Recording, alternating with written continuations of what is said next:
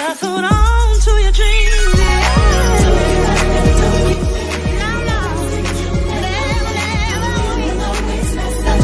As long as you keep your head in the sky, you can wait. As long as you keep your head in the sky, yeah. Well, hello, everybody, and welcome to the My Curvy Life Show with none other than your girl, Miss Fonda, coming to you also with our co-hosts, Miss Lasagna and Latanya Jones. We welcome you. We welcome you once, we welcome you twice, and three times, y'all, because my twins hold it down for us in the group pages that we have, which is the My Curvy Life group page and also our Accountability Network group page. So thank you, ladies, for all you do. If you have comments, please feel free to put them in the comment section. All right, put them in the comment section. So tonight we do have a special guest, and I'm very, very excited about our guests. I appreciate all of my guests that come on the show and that come to share, inspire, lift, guys, and inform us of things that are happening, whether it's entrepreneurship or a life's journey section or session on today. I do want to make a few quick announcements. First, I want to let you guys know this month is breast cancer awareness, and also it is domestic violence awareness month. Okay.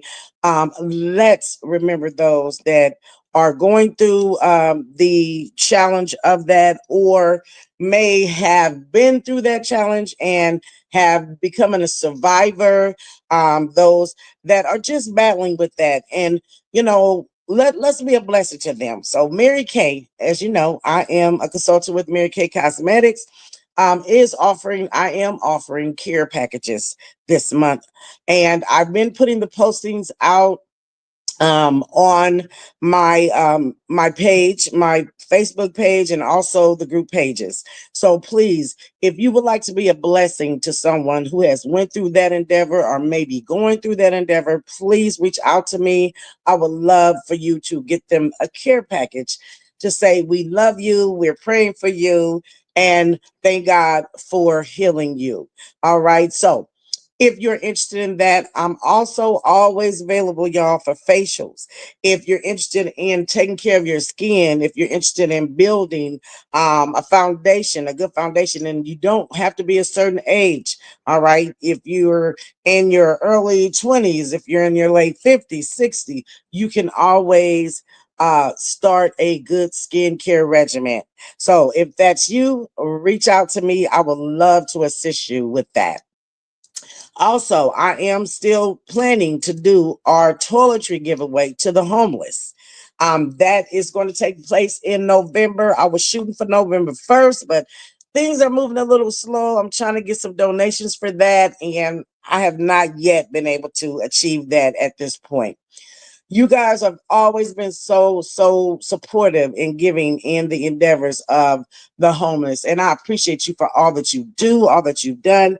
I do need your help. I want to do the toiletries because this time I usually do the feeds, and you guys know that.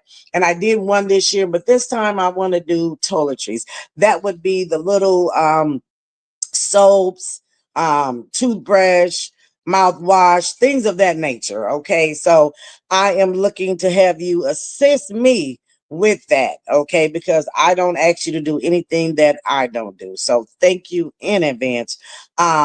I appreciate you for all that you do. Thank you for all your support, followers. Thank you. We're almost at 900, y'all. I'm excited about it. 900 followers in the group page. I'm shooting for that 1,000, and then it can only go up from there. But I celebrate all of you, and I thank all of you for being a part of this entity, because without you, as I always say, nothing happens. So thank you all. So tonight, guys, I'm very, very excited. I had an opportunity to meet a beautiful young lady. I was at a leadership conference not too long ago, and she just stood out to me for just her personality and her, I don't know, it was just her swag. And I just went up to her and I spoke with her. And so tonight she is coming on the show to talk about alopecia, guys, alopecia. And just in case some of you may not know what alopecia is, I took the privilege of looking that up just so that no one's lost. Alopecia. It is the medical term for hair loss, which can affect the scalp or other areas of the body. It can be temporary or permanent. All right. It can cause baldness or patchy hair loss in different areas. All right. I'm going to ask you guys to put in a request for everyone just to be kind in your comments. Um, when I have the shows on the life's journeys or anything that's personal, I always ask guys just to be kind and respectful. So thank you guys. I appreciate you all. So I am going to be introducing you and bringing into the show Miss Keya Willis. She was born and raised in Chicago, Illinois. She is a high school special education math teacher in the Chicagoland area. She is also a track coach and a business owner. She has had alopecia since she was 8 years old. When she was 12, she lost all of her hair but was able to grow it back with steroid injections and tropical creams every 6 weeks. However, in 2015, the injections, the creams, and after other medicine was no longer working. Okay, no longer worked. 10 years later, here she is, still living, still thriving, and still becoming who God has called her to be. So let's go ahead and get Miss Keya entered in on the show. One moment.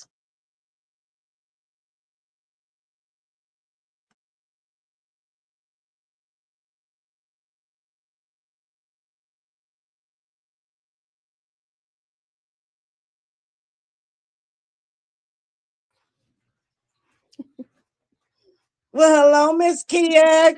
Hi.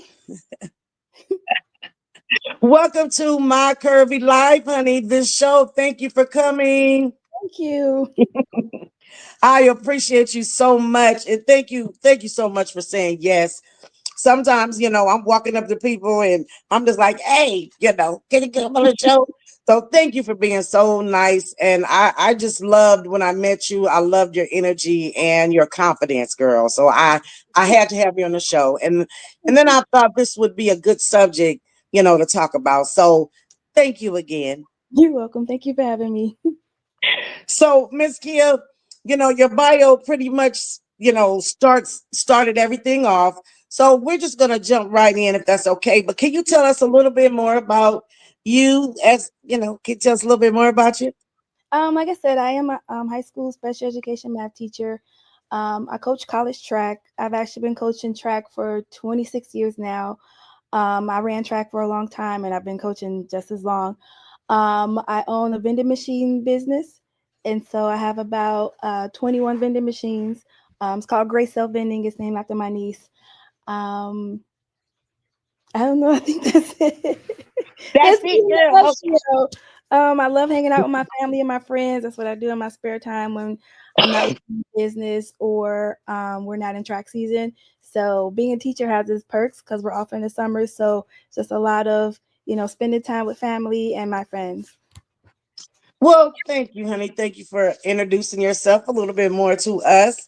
I am going to jump right in because this is a subject that a lot of people have, Mhm. especially females. A Mhm. lot of females have this particular um, entity. Mhm. So, my first question to you, when did you first notice hair loss and what was your reaction to that? The first time I noticed it when I was 8 years old, so about in the third grade. I went to Michigan to visit my cousin. She had a Jerry curl, so I came back with a Jerry curl. And so we thought that I had a bald spot in the back of my head because, the chemicals and things like that. I think one of my classmates had like made fun of me or something. And so I told my mom, and so immediately we went to the dermatologist. And when you're 8, it's a different time. Like when you're a kid, you just and it was I was 8 in the '80s, so it was a totally different time. Um, Ooh, yeah, so it was brutal, right? But it was like, what can I do, right? I knew as a child this thing was out of my control. Um, but at 8, we started taking care of it. At the time, creams were working. So it was just like a small spot. It was in the back of my head. I remember, and we filled it in, and then we started doing my hair differently so that it wouldn't be such a distraction, right, to your peers, and right. causing me any additional trauma. But that was just the beginning.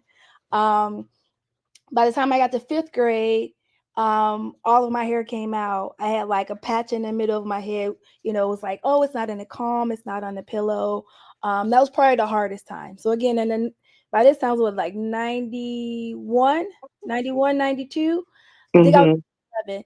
And the wigs, they weren't wigging. They were totally like your grandma's wig. It was curl. I named mine together. That's how old she was. And that was probably would have been more of a challenging time. Um, Again, it was injections every 6 weeks, and it was really hard because I had to wear this curly wig that looked like something my grandmother would wear to school every day. Had to go everywhere with this thing on my head, and back then nobody knew about alopecia. It was just like, oh, like kindergartners would come up to me. My sister says you wear a wig. I'm like, your sister probably not the smartest person in our class, so who cares? Um, and a lot of different things around that. Being at school, kids, pulling it off. I remember, in Chicago in the summertime, we get wet. We go to the fire hydrant and we put on our swimsuits, and it's like being at the pool. And I remember a kid snatching it off, and my cousin's just like, we still laugh about it because they're like, man, cousin, we got him. And so, but I tell people this story all the time. I was at an amusement park once, and we got on the bumper cars. Got hit a little too hard. That thing flew right off. My my god sister, she was like, man, they laughed so hard. We got an extra ride that day. I got up, got myself together, got on the next ride. It was called the Scrambler. It looked like an octopus. So it kind of just go that flew Yeah. midair. That thing flew. That thing was on the ground. I was like, oh my gosh. Like, what are we doing here? And so, like I said, as a child, yes, I cried because, I was embarrassed, right? But you know, if I didn't have the support of my family, I don't even know how I would have gotten through any of those moments. Like getting those injections in your scalp is awful. It is the worst thing on this earth. I don't have kids, but that thing right there, that's painful. And it would take like 6 people to hold me down. My mom would bribe me with ice cream every 6 weeks, and I think she would cry because it's like you have to watch your child go through something like this. And yeah, it was a crazy time. It was a very, very crazy time. As the years grew on, like the injections worked. And so by the time seventh grade rolled around, my hair was growing back. And, my mom, she started putting tracks in. And, by eighth grade, I had all my hair back and I was able to, wear ponytails and different things like that and braids. Um, when high school rolled around, go ahead. Are you going to ask a question? Yeah, I'm trying to get in it. Look, What? I want What? I want to squeeze in there a little bit. So so okay, let's go back to um I want to go back to the when this first started happening and you realized something was different, about you with your hair and I want to know, did you try anything like naturally on your own? Like, I mean, did you feel like, oh, maybe if I use this Sufferate grease like everybody, hair grease that everybody's using, did you try, what I'm saying, the oils and the different things that, people create for, this deal. Did you try any of those? I think all the time we use sulfur 8 for everything because it stimulates the scalp, right? So even when you had braids, you were using sulfur 8 on your. Yeah. But it was more of, whatever the dermatologist had recommended. I use Neutrogena T gel a lot, so they would give me this. I forget the name of the cream. They had the ointment, which was the clear, and they had like the cream, which was the white stuff. And so I would Uh-huh. put it on, and then I would wash my hair, and so it would cleanse my scalp because that would make my scalp flaky. And so, because that also supposed to like stimulate the scalp and different things like that. So Yeah. I I did try that, but I'm sure it was the injections that worked. Okay. How about your emotional state, your mental health state with this?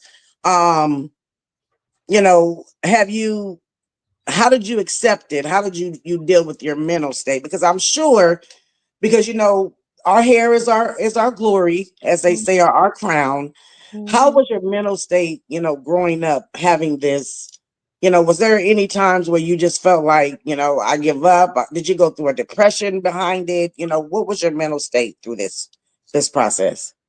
Not so much as a child. When I got older, maybe because it was hard, and so like I wish I could go back to the days of a child when I was like, oh, whatever, I don't care. Like I just gotta do what I gotta do, because people are gonna say something about you whether you have hair, you don't have hair, whether it's straight or curly. Um, I knew in high school that it became more stress related, and so it was monitoring my stress. So like even then, I'd have a part on this side, and I would just swoop. Back in the 90s, that swoop was what we did, and so. But yeah, I had a whole in high school. I had a whole patch in the front that was gone, but I swooped my hair down. You would never know. Um, Right. but no, I think I was okay, like I said, because I had the support of my family, and by that time, like more friends. It made it a little bit easier to kind of just like deal with. So, like, it didn't bother your self-esteem or make you feel like you were less than or anything like that? Did you have any times of, just feeling your self-worth and different things of that nature?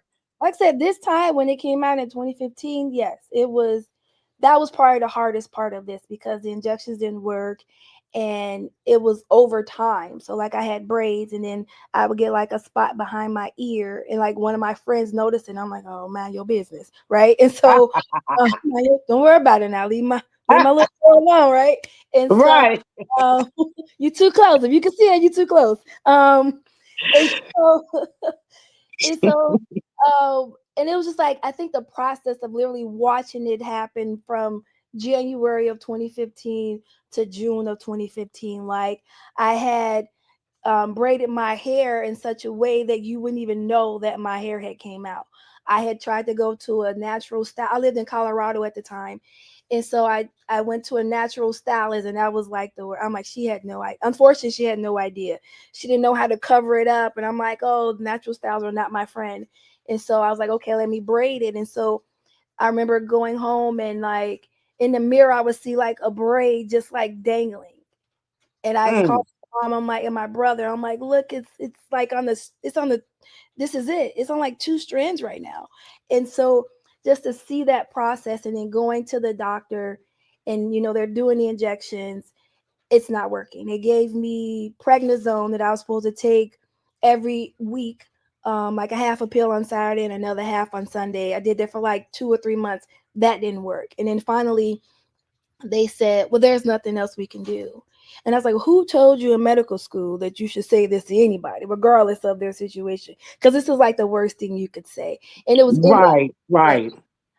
I was like, what am I going to do? I'm like, the doctors, how you going to give up with me and you the doctor? Right. I don't work Right. here. I don't work here. Like, what do we do? And so that was hard because I'm like, that felt like a punch in the stomach. And I just cried because I didn't know what to do. And that's before it all came out. And when it finally came out, I had to let the rest of the world, outside people that I don't know that aren't familiar with the thing I've been carrying since I was 8 years old, had to let them into that part of my life. And that was very, very scary for me. I'm gonna intervene and say something right there. So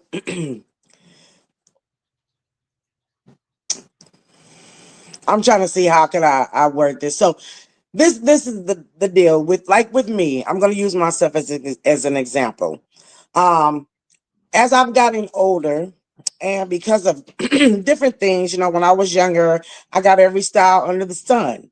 I had all the freeze curls, I had all the braids, I had, I mean, at that time, that was the era. You're doing your wraps and Mhm. your waves, and all that damaging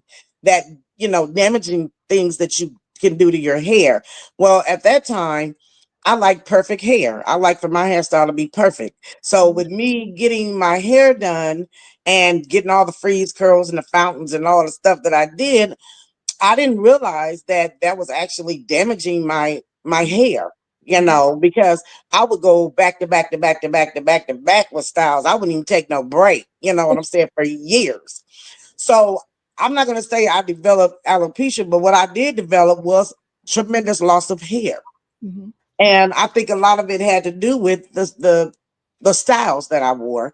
And also medicine can also have your hair thin and fall out or what have you. With being that I have high blood pressure. The Mhm. high blood pressure medicine, that's one of the side effects. Mhm. So we could put it all into one group as alopecia and or loss of hair, or however you want to put it.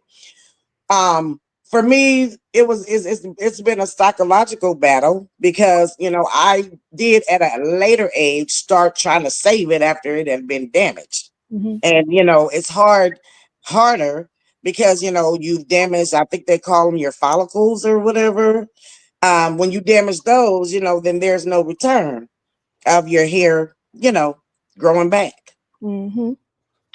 And what I wanted to say to this, I think a lot of women, need to, have this encouragement and hear this story, because as you get older too, you know, in my earlier years, I had thick, beautiful hair. As I've come to age, because I'm 55, Mhm.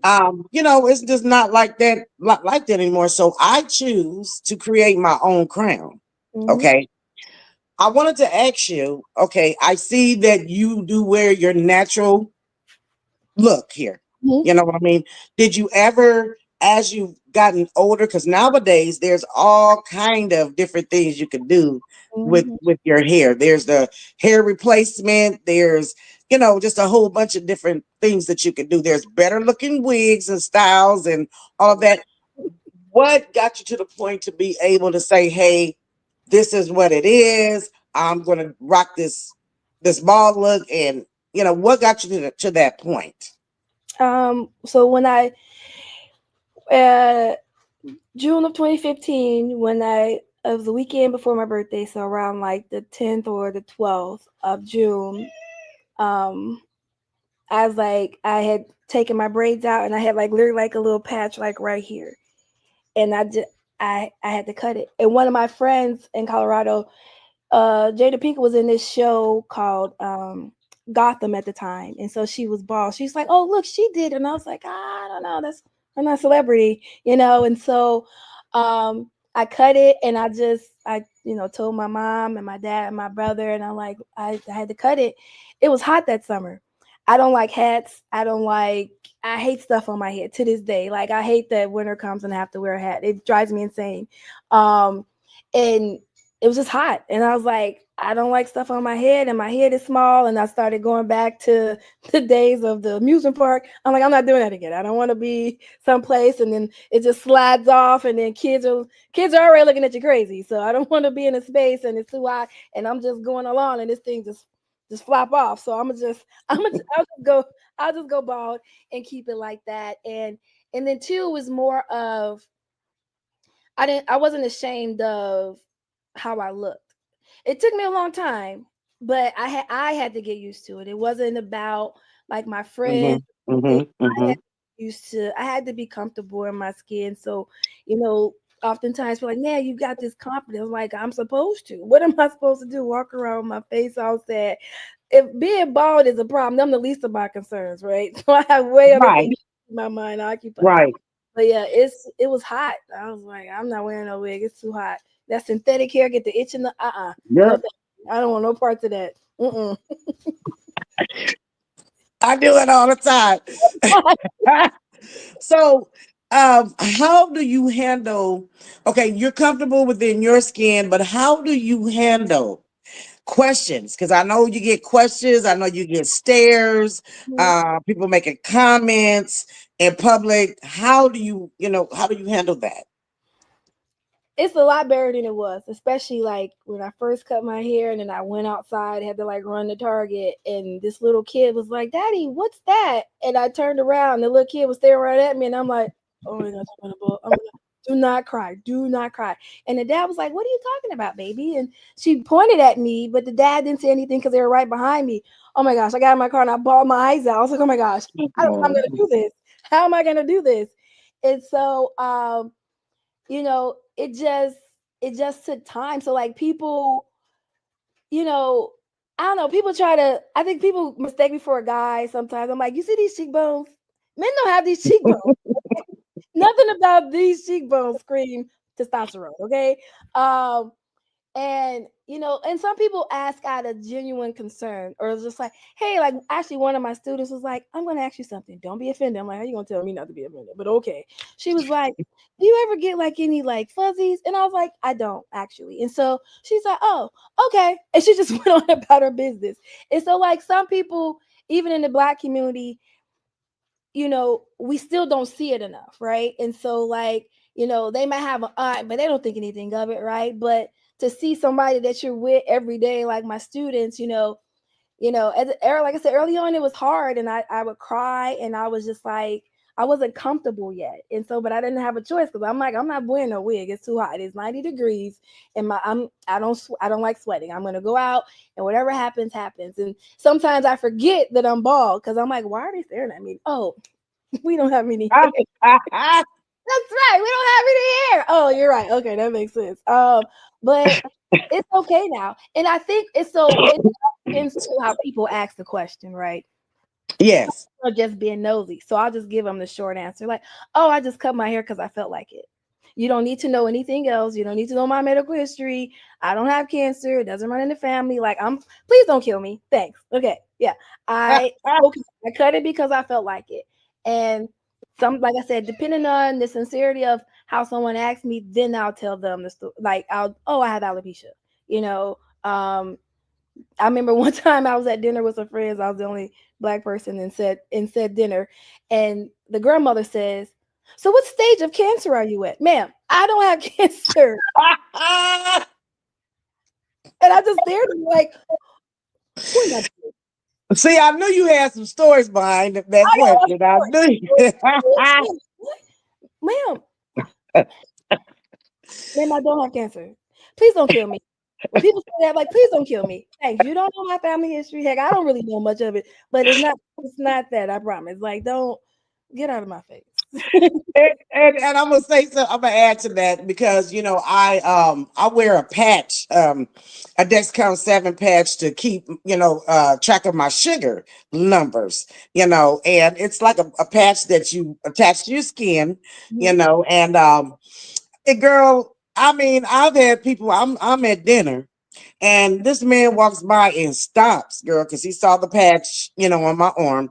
And he goes, "Are you sick? Are you wearing that patch? Are you sick? Are you?" I'm looking at him like, "Sir, really? Did you just stop at my table while I'm having dinner and ask me something like that?" And so, I don't know. People just seem like they want to just bust out and just, They you do. know, say whatever.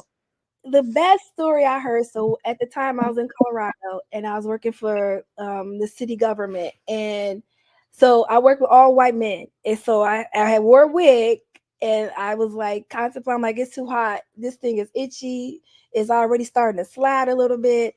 So I had to tell my boss, I was like, hey, so I cut my hair this weekend. He's like, oh, okay. I was like, no, I'm bald under this wig. And so I started telling him, and that was the first time I had to let somebody in who was not related to me and I was like in tears. And so I was like, okay.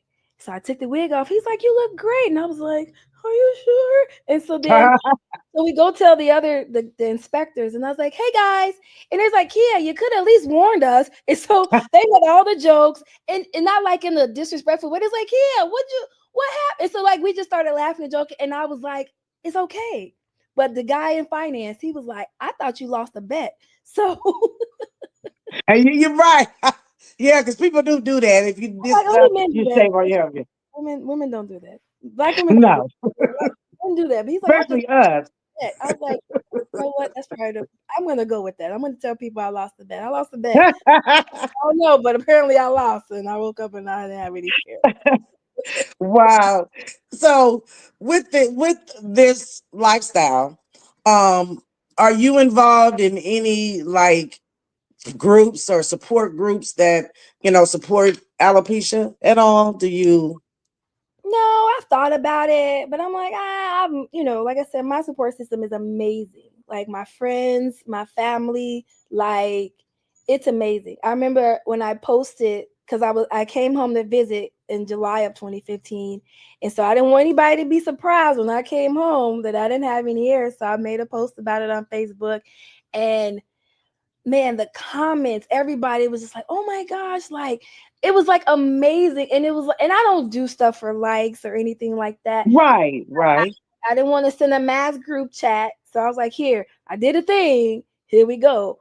And so one of the things that stood out was one of my former athletes. She's like, "I can now we can see your face. Like you should have like this is you look amazing. Like you should have done this a long time ago." You know what I'm saying? And so um and I'm like, it's okay. I'm like, well, people don't understand. It's just them. They just don't understand it. Like, am I here to educate everybody? Not everybody, right? Some people just need to be exposed to other things and you know, but no support groups, just my family and friends. And they, like I said, they are phenomenal. Like I would love to go and speak, to like young kids or because it's different it's a different time being a kid in 2025 versus in the 80s, right? I Yeah, handle it now. I probably I don't think I'm gonna make it because these kids are awful. But exactly. girl, they these kids is off the chain. they But are. I feel like anytime there's anything, and not just with your situation, but anything that's like not the norm, Hmm. people are going to, and especially children, just to kind of go off the subject a little bit, but I grew up and I have like really big eyes. You probably can't see them through the glasses, but I have like really huge eyes.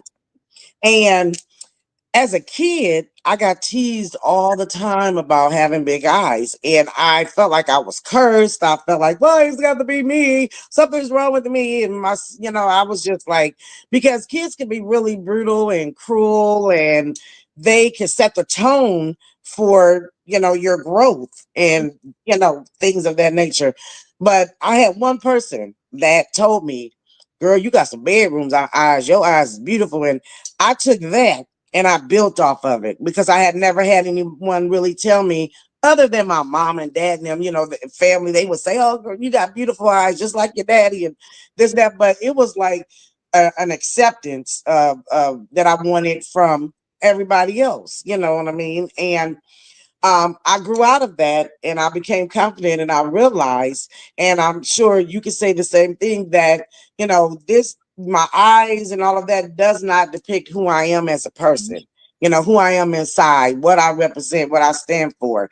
And when I looked at you, I will admit, I was like, I wonder, I had my wonders. I was like, I wonder if she's sick, but I wasn't gonna. But what came out of when I looked at you was your confidence. You had your head up high.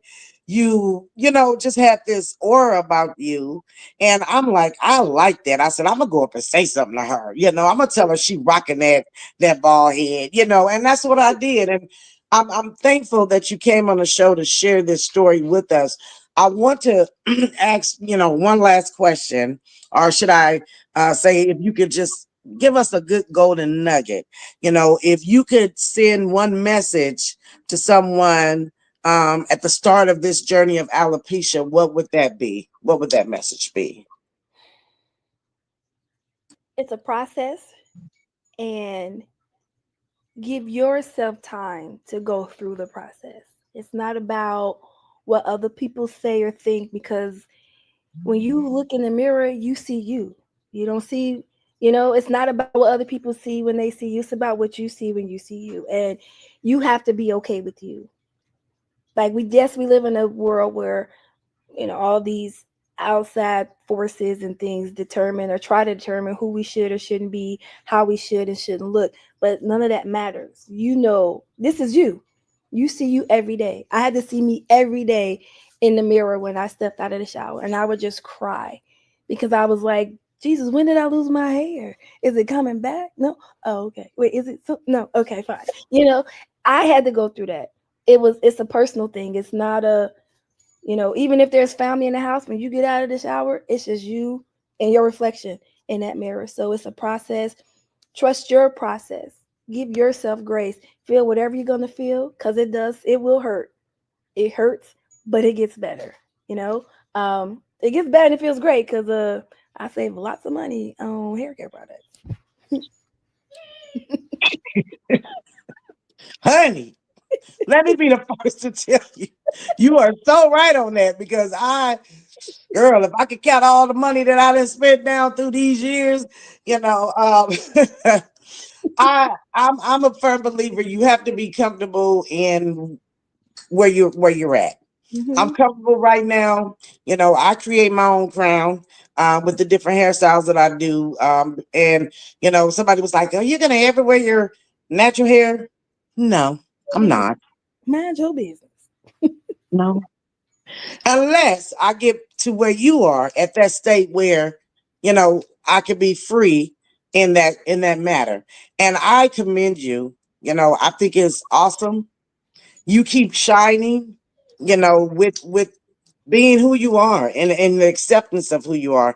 And believe you me, there are you are inspiring so many people. You probably don't may not even realize it, but you are inspiring so many people with confidence that are have went through or dealing with alopecia. So I'm hoping that if any of the people that are watching this show have comments, please put your comments in the comment section. I will forward the questions to you, if that's okay. Because people may have additional questions, and you know, in this process of maybe dealing with alopecia. I want to thank you so much. Thank you for joining and talking to us about this. I know this is a sensitive subject for a lot of people that may be getting to this point of alopecia or getting to this point of hair loss. And, just seeing you and how you rocking it, girl, you make me want to take my crochets out. And, Do you it. know what I mean? But I'm not ready for that. I'm not ready for that yet. But hey, one day I may be, and I'll remember talking to you, and I'll remember this show and meeting you and seeing that she did it. So can I. You sure can. So thank you so much. I appreciate you. You keep striving. You keep looking good. Yeah. And I do want to throw in, if you don't have a skincare system, I'm a Mary Kay consultant. I would love to get you on our Mary Kay cleansing system, cleansing regimen, because you got all that face, girl, that everybody is seeing all the time. And I just want you to be, you know, all nourished in that skin. Okay. Cool. So if you decide to reach out to me on that, that'd be great. Thank you so much. Thank I you. appreciate you, and I'm sure all the audience appreciates you for being on the show. Thank you. Thank you for joining My Curvy Life. Did Thank you you. want to leave us with anything on today? Um, I don't know. I don't know. Like I said, just stay, trust the process, trust God, and you know, He knows. He knows everything. He knows the beginning and the end. So, He knows the beginning and the end. So just trust Him, trust the process, and it all work out. He'll give you what you need. The confidence you see, that's not me, because I'm probably my real self is probably like, we're not doing this. We bought again today, man. All right, fine. So, but I just trust God in the process. He gonna take care of it. So, Amen. Amen. And that is a very good note to end the show on. Thank you, My Curvy Life. Thank you, audience, for tuning in on today. Let's give our special guest a hand. Thank you so much. I appreciate you for joining the My Curvy Life Show. And until we meet again, peace.